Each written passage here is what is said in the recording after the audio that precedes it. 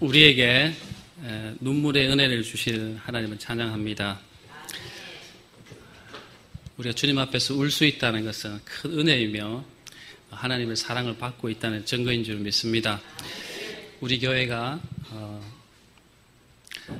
눈물을 많이 흘리고 주님 앞에 늘 기도하는 그런 교회가 되었으면 좋겠습니다. 오늘은 요한복음 14장 1절부터 3절까지의 말씀으로 함께 나누고자 합니다. 요한복음 14장 1절부터 3절까지, 원래 4절까지 본문을 택했는데 3절까지만 해도 될 것 같아서 요한복음 14장 1절부터 3절까지 내용입니다. 본문은 짧은데 우리 함께 같이 천천히 읽어보겠습니다.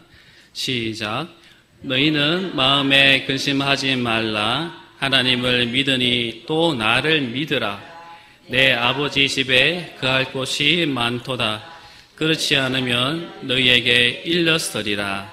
내가 너희를 위하여 거처를 예비하러 가노니 가서 너희를 위하여 거처를 예비하면 내가 다시 와서 너희를 내게로 영접하여 나 있는 곳에 너희도 있게 하리라. 아멘. 네. 오늘 우리 본문 말씀 중에 2절과 3절의 내용이 굉장히 어려운, 해석하기 굉장히 어려운 그런 내용의 말씀입니다. 우리가 이 말씀을 함께 공부하고 나누면서 큰 은혜의 시간이 되었으면 좋겠습니다. 1절 말씀을 보면 너희는 마음에 근심하지 말라. 하나님을 믿으니 또 나를 믿으라. 이렇게 말씀하고 있습니다. 너희는 마음에 근심하지 말라. 이 말씀은 명령문으로 되어 있습니다.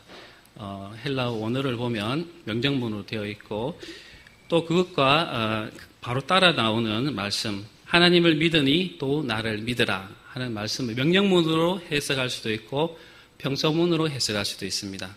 그러니까 근심하지 말라 이렇게 명령하시고 뒤따라 나오는 말씀은 하나님을 믿으니 또 나를 믿으라 이렇게 되어 있는데 원어를 자세히 또 살펴보면 이렇게 되어 있습니다. 하나님을 믿고 또 나도 믿으라 이렇게 되어 있습니다. 해석상 약간의 차이가 있죠. 하나님도 믿고 하나님을 믿으라 그리고 나도 믿으라 이렇게 말씀이 되어 있다는 거죠. 원래. 근데 이 말씀을 왜 하시게 됐는가를 우리가 한번 생각해 보면 예수님께서 이 날 밤에 지금 이 말씀을 하시고 있는 이 날 밤에 가룟 유다의 배신으로 말미암아서 이 로마 군인들에게 잡혀가게 되고 그 다음 날 간단한 재판을 받고 처형을 바로 당하게 되시는 그런 그 전날 밤이 되겠습니다. 그 13장의 내용을 보면 예수님께서 이 수건을 두르시고 제자들의 발을 씻겨주는 그런 사건이 바로 앞에 나오고 그리고 제자들 중에 한 명이 자신을 팔 것이라는 것에 대해서 말씀하시는 장면이 또 나옵니다. 앞으로 한번 보면요. 13장 21절을 한번 같이 보겠습니다. 제가 한번 읽어볼게요. 21절 예수님께서 이 말씀을 하시고 심령이 괴로워 정언하여 이르시되 내가 진실로 진실로 너희에게 이르노니 너희 중 하나가 나를 팔리라 하니라 하시니 네.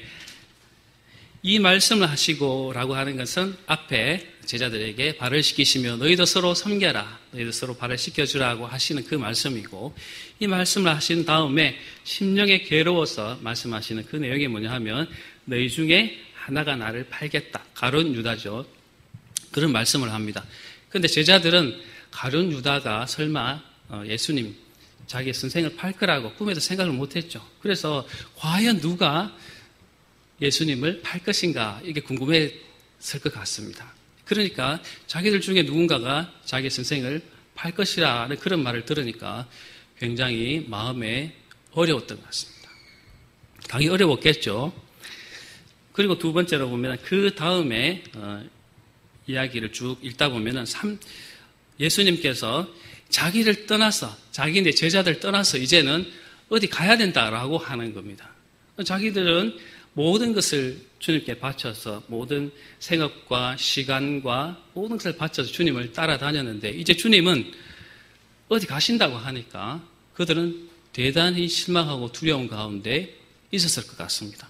33절 한번 보면 작은 자들아 내가 아직 잠시 너희와 함께 있겠노라 너희가 나를 찾을 것이나 일찍이 내가 유대인들에게 너희는 내가 가는 곳에 올 수 없다고 말한 것과 같이 지금 너에게도 이르노라.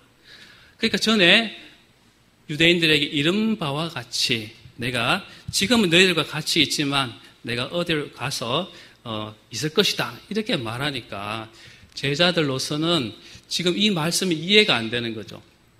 십자가에 돌아가셔서 죽으실 것에 대한 예언이긴 한데 제자들 입장에서는 그걸 이해를 못하니까 자기 스승님이 자기를 떠나간다 하니 굉장히 두렵고 마음에 불편한 마음들이 있었을 것 같습니다. 그리고 또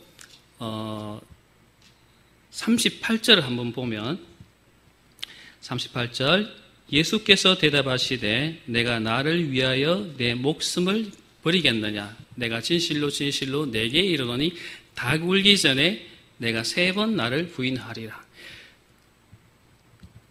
베드로가 예수님을 따르겠다고 목숨을 내서 따르겠다고 그렇게 했는데 그 베드로에게 하신 말씀이 네가 닭이 울기 전에 3번 나를 부인할 것이다 라고 베드로의 그 충성 고백을 고백과는 무관하게 그것이 소용없다라고 하는 그런 말씀을 주님께서 하시거든요. 그러니까 이런 일련의 주님의 말씀을 제자들이 계속 듣고 있으니 제자들에게는 마음에 굉장히 불편함이 있었을 것 같습니다. 굉장히 두렵고 떨림이 있었겠죠. 그래서 예수님은 14장 1절에 너희는 마음에 근심하지 말라 이렇게 명령하고 계시는 것이죠. 제자들의 마음을 잘 아시기 때문에.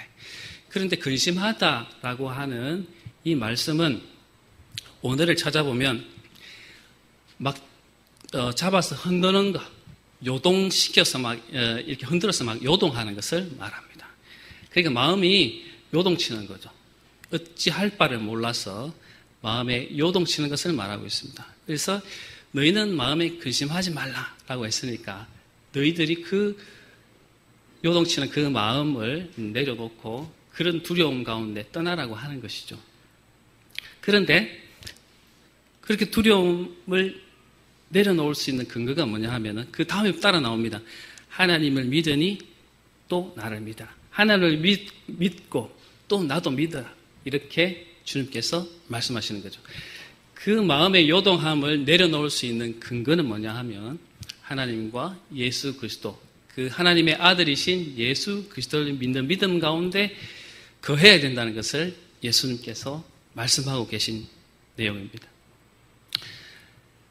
사실 우리 인생을 돌아보면 참 이런 요동치는 마음에 요동치는 것을 우리가 많이 겪습니다. 저도 좀 이렇게 사회생활을 하고 또 이렇게 하나님의 일을 하다 보니 또 여러 일들을 하다 보니 그런 어려운 일을 참 많이 겪었습니다. 우리 성도님들도 말씀은 안 하시지만 여러 어려운 일들을 많이 겪었을 것으로 생각합니다. 뭐 가정의 문제도 있고 또 경제적인 문제도 있고 또 사업적인 문제도 있고 뭐 이런 일들을 다 겪으면서 정말 마음을 안정시킬 수 없는 그런 상황과 지경에 이르기까지 어려움을 많이 겪었을 것이라 생각합니다. 말씀은 안 하셔도 뒤돌아보면 그런 순간들이 많았을 것입니다.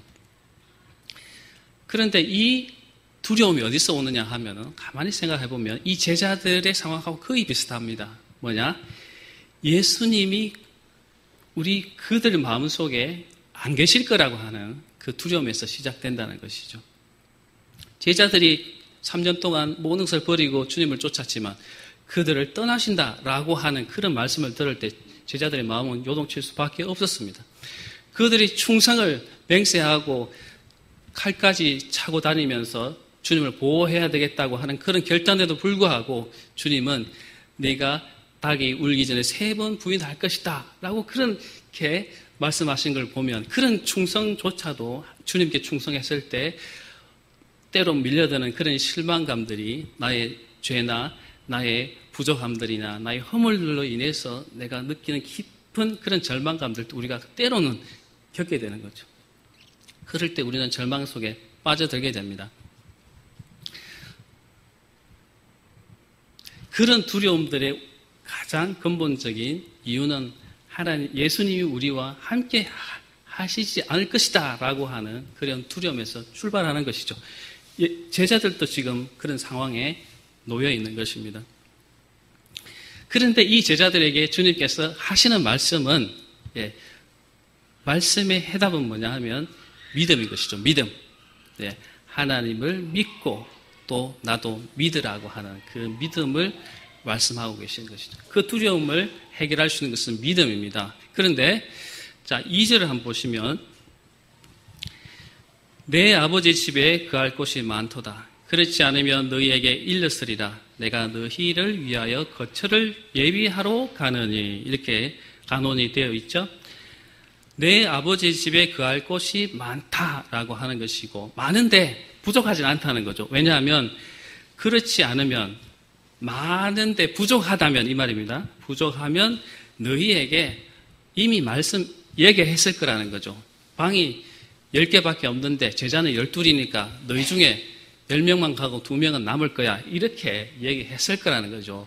그러나 그게 아니라 아버지 집에는 거할 것이 너무너무 많으니까 내가 그렇게 얘기 안 한 거라는 거죠. 충분하다는 거죠. 내가 너희를 위하여 거처를 예비하러 간다라는 것입니다. 그런데 여기서 참 이해하기 어려운 것이 있습니다. 주님께서 그 하늘에 아버지의 집은 천국을 얘기하고 우리 소위 말해 천당을 얘기합니다. 하늘나라, 하나님의 나라. 그곳에 그냥 모든 하나님께서 말씀만 하시면 모든 것이 다 준비되고 그 말씀에 순종할 텐데 주님께서 그 거처를 예비하러 간다고 하니까 언제 그 가서 손수 만들고 계실 거라는 생각이 들잖아요. 그래서 이 말씀이 되게 이해하기 해석하기 되게 어려운 것입니다. 그런데 우리는 되게 이해하기 어려운데 이 말씀을 듣는 제자들은 의외로 쉬울 수도 있습니다. 왜냐하면 유대인들의 그 당시의 유대인들의 결혼 풍습을 우리가 이해하면 이 말씀을 이해하기가 굉장히 쉬워집니다. 유대인들이 청년 남녀가 결혼할 때 어떻게 결혼을 하냐 하면 남자가 마음에 드는 여인이 있으면 그 집을 찾아갑니다. 이제 결혼할 시기가 되고 그 여자와 혼인을 하고 싶으면 부모와 같이 가든지 찾아가게 됩니다. 찾아가면 그 여인의 부모님과 이제 이야기를 하고 허락을 받죠. 그래서 그 여자 쪽에 부모가 허락을 하게 되면은 동의를 하고 그 딸을 불러서 다시 묻습니다. 결혼할 의향이 있느냐? 그러면은 그 자기 딸이 동의를 하면 그 남자와 이제 결혼하기로 서약을 하고 약속을 하게 됩니다. 이걸 이제 정혼한다고 하는 거죠. 결혼에 대한 약속이죠. 그렇지만 유대 법상으로는 이렇게 정혼을 하게 되면 실질적으로 법적으로는 마치 결혼을 한 것과 같은 효력이 있습니다. 그래서 두 사람이 싫다고 해서 파혼을 하게 되면 이건 이혼한 거나 마찬가지로 그 사회에서는 여기게 되는 거죠.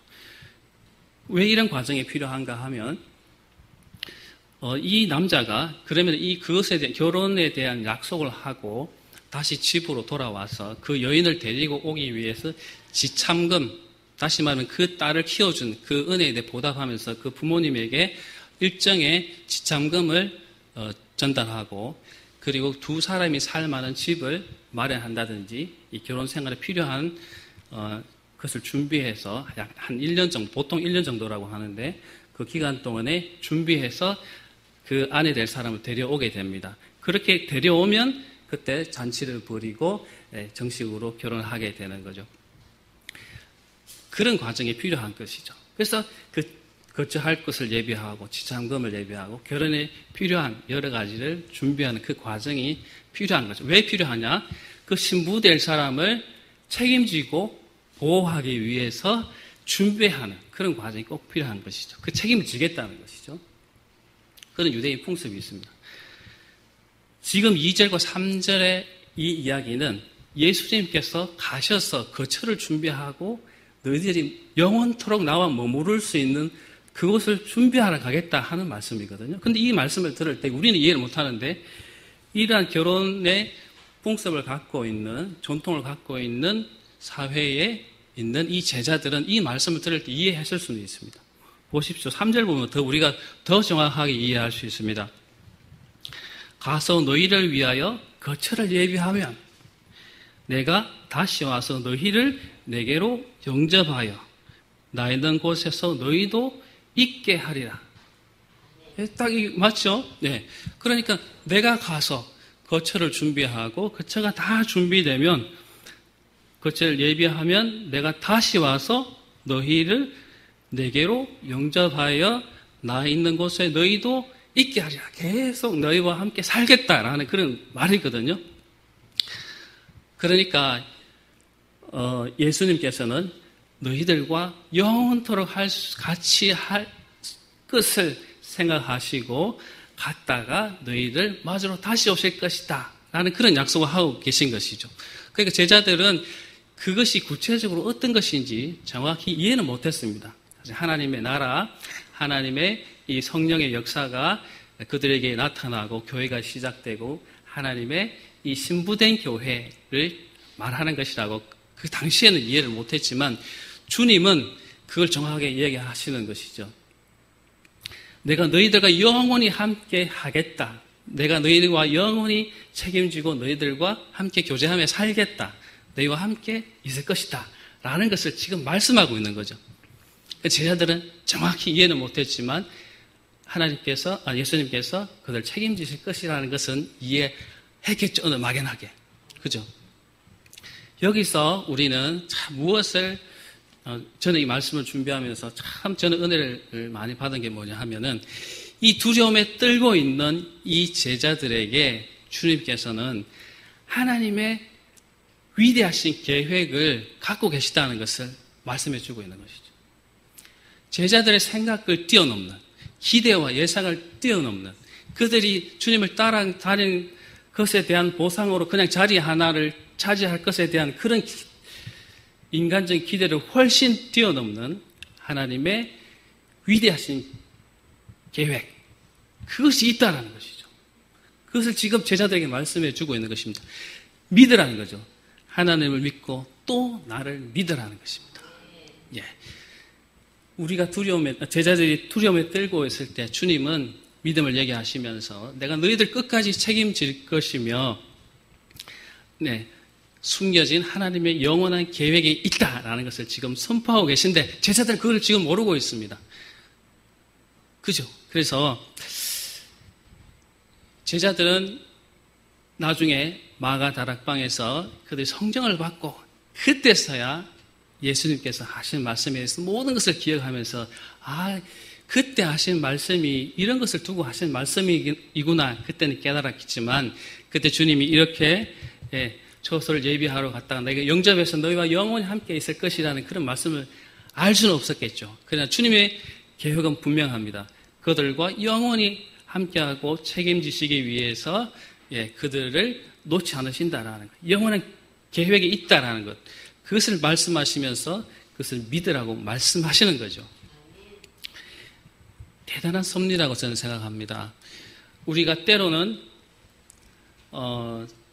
이 말씀처럼 근심, 우리의 마음을 흔들고 우리가 마음을 잡을 수 없이 갈피를 잡을 수 없는 그런 두려움 가운데 우리가 있더라도 주님은 우리에게 말씀하시죠. 믿으라는 거죠. 뭘 믿으라? 너희를 향한 하나님의 계획이 있다는 거죠. 너희가 이해할 수 없는 영원한 계획이 있으니 하나님을 믿고 또 나를 믿으라는 것이죠. 예멘 아시죠? 예멘 선교사님이 그 예멘이 지금 내전으로 굉장히 위험한 국가가 됐죠. 그 예멘에서 오히려 선교를 하시던 선교사님 한 분 계십니다. 그분이 내전 전에 그곳에서 오랫동안 계셨는데 갑자기 내전이 일어나면서 위험한 지경에 처하게 되었습니다. 그분이 이제 나가려고 이제 위험한 상황이 되니까 나가려고 그렇게 마음을 먹고 길을 알아봤는데 길이 열리지 않는 거예요. 그래서 기도하고 준비하던 와중에 길이 열려서 공항까지 갔습니다. 공항에 갔는데 공항에서 40일 동안 빠져나가지 비행기가 안 뜨니까 빠져나가지 못하고 잡혀 있는 거죠. 그러니까 그 선교사님이 너무 힘들었다는 거예요. 공항에서 이러지도 못하고 저러지도 못하고 한국에 가고 싶은데 빨리 벗어나야 되는데 나오지도 못하고 하나님 왜 이렇게 자꾸 지체하는지 이해가 안 됐다는 거죠. 그래서 한 40일 정도 지나서 한 달 넘게 지나서 근심하던 중에 마침 비행기가 뜨는 비행기편이 있어서 빠져나와서 이제 한국에 들어왔다는 거예요. 너무 힘들었다는 거예요. 근데 왜 그렇게 40일 동안 머물렀는지 모르겠다는 거예요. 두려움 가운데 떨면서. 한국에 딱 와보니까 그때 메르스인가 하는 그 전염병이 돌았습니다, 우리. 그래서 한국에 들어오면 그쪽 지역을 여행했던 사람들은 다 격리 조치되어가지고 병원에서 그냥 누워있어야 되는 그런 상황이었던 거죠. 그게 오히려 더 안 좋은 상황이었겠죠. 그래서 지금 그때 이제 한국에 들어와 보니까 자기가 40일 전에 들어와도 공항에 있는 것보다 오히려 더 못했을 수도 있다는 거죠. 그래서 하나님께서는 야, 거기 있지 말고 그냥 공항이라든지 자유롭게 돌아다닐 수 있도록 숨 쉴 수 있도록 그곳에서 그냥 있으라고 하는 것이 하나님 뜻이었는데 그 선교사님 입장에서 보면 답답하고 힘들었겠죠. 지금 공항이 어떻게 될지도 모르는데. 그러나 지나보니까 하나님 계획 속에는 그들이 다 이해하지 못할 하나님의 계획을 갖고 계시고 다 그들을 보호하고 계셨다는 거죠. 그래서 그 선교사님이 다니시면서 간증을 하는 것을 제가 들은 적이 있습니다. 또 다른 선교사님 한 분은 체첸이라고 하는 지역에 그렇게 가고 싶어갖고 몇 년을 준비했는데 그곳에 갈 수 있는 기회가 안 됐어요. 그래서 몇 년을 노력하던 끝에 이제 준비도 다 되고 그곳에 갈 수 있는 허가가 내려져서 갔대요. 가니까 너무 적응이 안 되는 거예요. 환경도 적응이 안 되고 애들도 적응이 안 되고 자기도 너무 힘들고 그렇다는 거예요. 그렇게 가고 싶은 곳인데도 막상 가니까 적응이 안 돼서 1년을 사역을 했는데 너무 힘든 거예요. 그래서 몸도 힘들고 마음도 힘들어서 그렇게 가고 싶은 지역이었지만 빠져나왔대요. 한국에 돌아와서 너무 힘들었던 것을 기억하면서 이 몸이 너무 안 좋으니까 검사를 받으러 갔는데 그곳에서 암이 발견된 거예요. 그래서 그 암을 수술로 제거할 수 있었다는 거예요. 그래서 자기가 그런 계획을 갖고 그렇게 열망하던 곳에 마침 들어가서 그곳에서 그 사람들을 섬기고 그 사람들에게 복음을 전하기 위해서 갔는데 막상 들어가니까 어려워서 나올 수밖에 없었는데 지나 보니까 하나님께서 너희들이 거기 나중에 장기적으로 가서 일하고 지금은 이걸 치료해야 돼 이래서 불러내신 거라고 자기는 선교사님 고백하시더라고요. 그래서 그걸 치료하고 다시 들어갔는데 사역이 너무 잘 되는 거죠. 네, 제가 왜 이런 말씀을 드리냐 하면 우리가 때때로 하나님이 계시지 않을 것 같은 하나님이 우리를 떠나서 너무 침묵하시고 나를 받아들여 주시지 않을 것 같은 그런 상황에 처할 때가 우리가 때로 있습니다. 그죠? 네, 아까 그 선교사님이 예멘 공항에서 40일 동안 있어야 되는 그런 이유를 도저히 알 수 없었죠. 그렇게 고대했던 체첸에 들어가서 갑자기 적응이 안 돼서 나와야 되는 그런 상황을 그 선교사님들은 그 당시에는 이해할 수 없었을 것입니다. 마음에 떨림이 있었겠죠. 그러나 지나보니까 그것이 하나님의 섭리와 계획 속에 그들을 향한 계획을 갖고 계셨다는 거죠. 그래서 그것을 알게 될 때 그들은 정말 하나님을 그들의 위대하신 하나님을 고백할 수 있었다는 것입니다. 제자들도요, 오늘 이 주님의 말씀을 들을 때, 예수님의 말씀을 들을 때 전혀 이해가 안 됐을 걸로 생각합니다. 도대체 뭐를 예배하고 어디로 갔다 오신다는 것이냐? 뒤에 읽어보면 제자들은 전혀 이해가 안 됐습니다. 그러나 예수님은 그렇게 계획을 갖고 가시다는 걸 말씀하셨고 그 다음에 어떻게 하셨습니까? 죽었다가 살아나셨을 때 제자들에게 다시 나타나셨고 40일간 그들과 함께 있었습니다. 그리고 승천하셨죠. 그리고는 또다시 40일 흘러서 마가의 다락방에 성령이 임하셨을 때 비로소 그들은 예수님의 위대하신 계획, 하나님의 그 구원 계획을 깨달을 수 있었다는 거예요. 그래서 이렇게 말씀했던 것을 그때 비로소 그때 우리가 이랬지만 주님은 위대한 계획을 가지고 계셨네. 고백할 수 있었을 거라고 저는 생각합니다. 여러분, 우리가 그런 어려움들을 만날 때 하나님이 우리를 어떻게 도대체 인도하고 계신 것이야 이런 상황에 처할 때 여러분 그때가 우리의 믿음을 보일 때입니다. 하나님을 믿고 나를 믿어라 얘기하신 그 믿음에 우리가 굳건히 서야 되는 것이죠. 우리 이경훈 전도사님 또 터키에 갈 계획을 갖고 계신데 하나님의 계획하심이 어떤지 우리는 잘 모릅니다. 답답할 때도 있고요. 개인적인 이름을 거론해서 그렇지만 우리 심지은 전도사님도 또 선교의 비전을 갖고 계시지만 제가 교제를 해보니까 어떻게 길을 열어주실지 계획만 갖고 있지만 어떻게 될지 잘 모르시고 계시더라고요. 답답할 것 같아요. 제가 입장이 그렇게 되더라도. 그러나 하나님은 우리가 알지 못하는 크고 위대한 그런 계획을 갖고 계실 줄 믿고 우리가 믿음 가운데 서시기를 소망합니다. 우리 모든 성도 여러분들께서도 어려움이 있더라도 제가 보니까 경제적인 어려움이 지금 가장 큰 것 중에 하나인 것 같아요. 말씀 안 하시더라도 경제적 어려움 크죠. 직장의 어려움 크죠. 또 신용불량 또 돼 있는 우리 성도님들 꽤 있을 거라고 생각합니다. 말씀 안 해도 제가 잘 알지는 못하지만 주변에 많습니다. 밖에서도 비율적으로 그런데 우리 교회라고 이렇게 없을 수 있겠습니까? 확률적으로 다 있을 거라고 저는 생각합니다. 알고 얘기하는 건 아닙니다, 여러분. 그러나 하나님께서 왜 그렇게 겪게 하시는지 믿음을 가지고 두고 보면 하나님의 크고 위대한 계획이 있을 것이라고 깨닫게 될 거라고 확신합니다. 그럴 때 기도하시고 믿음으로 주님을 붙드시기를 소망합니다. 제가 기도하고 마치겠습니다. 살아계신 주님 감사합니다. 오늘 제자들에게 근심하지 말라. 하나님의 믿음이 나를 믿으라고 하신 예수님의 선언을 우리가 듣고 우리도 때로는 낙심하고 힘들 때 왜 하나님께서 우리와 함께 하시지 않느냐 이런 불신 가운데 처할 때가 있는 것을 고백합니다. 그러나 주님께서는 우리를 향하신 더 크고 위대한 계획을 갖고 계신 줄 믿고 우리가 주님께 신실한 믿음 가운데 거할 수 있도록 인도하여 주옵소서.